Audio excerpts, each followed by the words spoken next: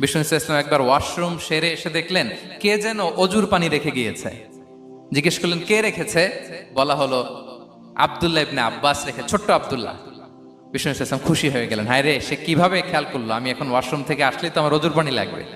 খুশি হয়ে একটা দোয়া করলেন তার জন্য। তিনি বললেন আল্লাহুম্মা ফাক্কিহহু ফিদ্দীন ওয়া আল্লিমহু তা'বীল, মানে হে আল্লাহ, আপনি তাকে দ্বীনের জ্ঞান দেন এবং কোরআনের ব্যাখ্যা তারে শিক্ষা দেন। বিশ্বনবীর এই দোয়া এমন ভাবে কবুল হয়েছে, এই আব্দুল্লাহ ইবনে আব্বাস যত মুফাসসির পৃথিবীতে আসবে সকল মুফাসসিরদের সম্রাট হিসেবে আল্লাহ তাকে কবুল করেছেন। বিশ্বনবীর দোয়া তারা পেয়েছেন।